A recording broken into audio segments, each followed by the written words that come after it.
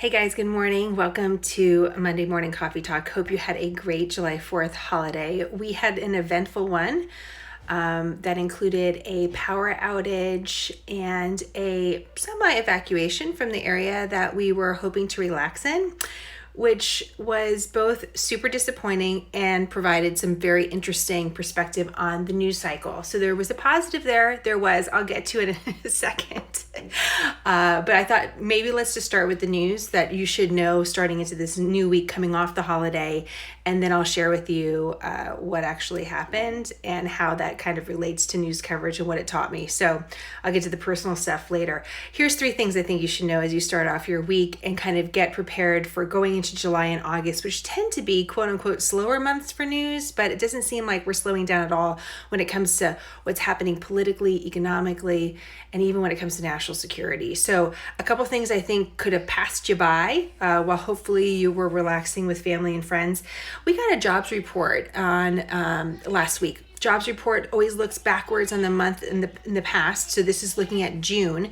And this was a solid jobs report. More than 220,000 jobs were created in the month of June. And what makes this really important is that May's jobs report was so bad. I mean, we created jobs in May, but it wasn't enough to keep up with those that were trying to join the workforce. It was around 70,000 jobs. In fact, it was revised even lower as we got these new numbers. And so that caused a lot of concern, like what's going on with the job market? Is this just a one-off or is this a trend? And what June showed us is that maybe May was a one-off and we're back to seeing some significant job growth. Job growth was across the different sectors and overall the number was high.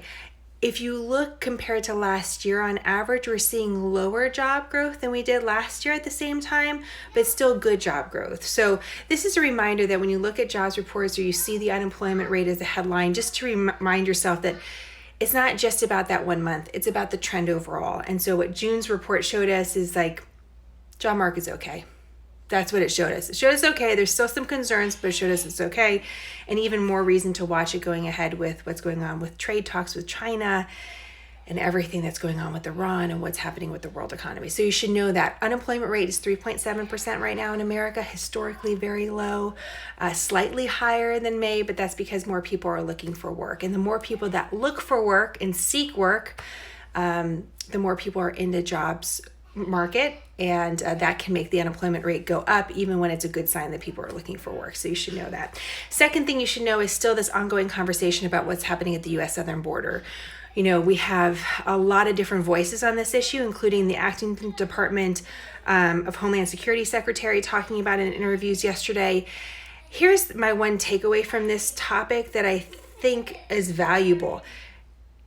On the outside looking in, everyone's basically saying the same thing. The Department of Homeland Security Secretary, the acting one, is saying, we need help. We're not set up for this amount of people coming across the border.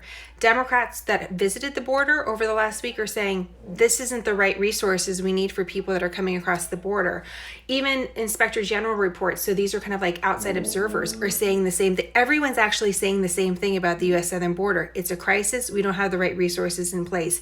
Yes, before July 4th, we passed a multi-billion-dollar bill to help, but how that's actually going to provide solutions is a big question mark. Here's another big question mark. We have yet to see the numbers for June about what do apprehensions actually look like in June.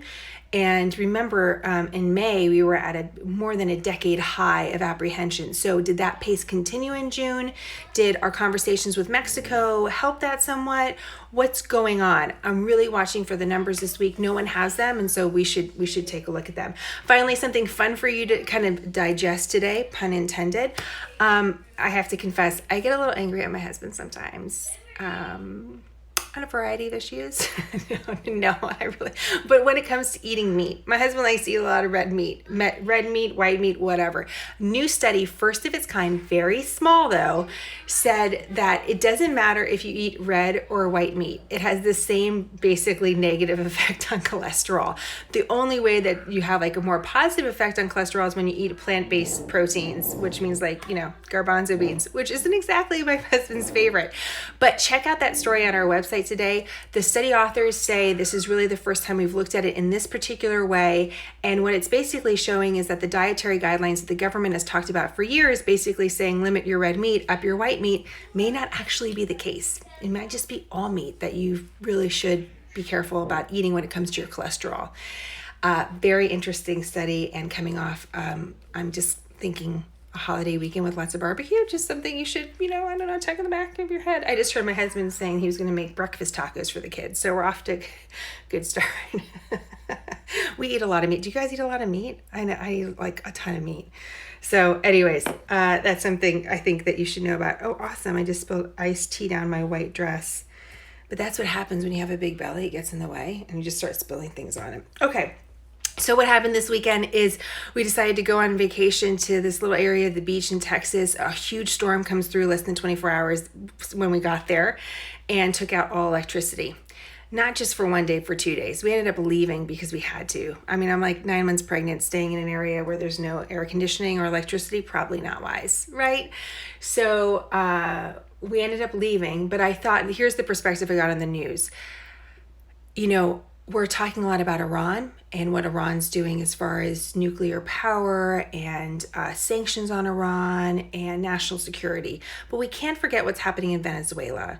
And the reason why the power outage reminded me of Venezuela is Venezuela has these rolling power outages that stay for a long time.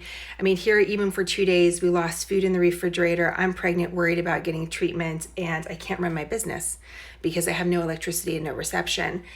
And I'm just thinking, this is the reality for people in Venezuela on a regular basis. We have a special report getting ready for you to share some perspective on Venezuela. I'm excited to share that with you. I think we can't forget Venezuela. Remember, Venezuela has the largest known oil reserves in the entire world.